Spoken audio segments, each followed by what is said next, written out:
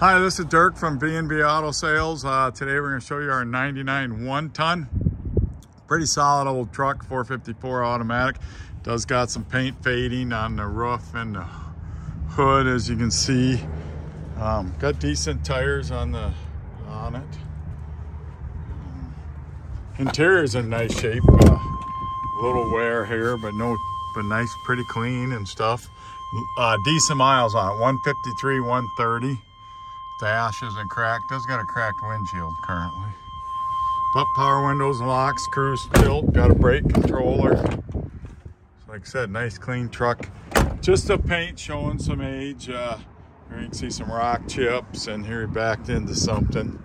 So cracked the fender. And the bed liner they put in at one time has come up. Tailgate doesn't match, just been painted green. And then of course the clear coat coming off of the other fender. And got a paint rubber there. So, but it isn't rusty. The rockers look good and the cab corners look good.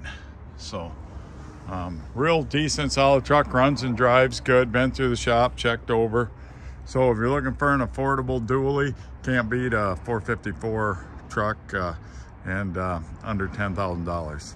605-692-7010.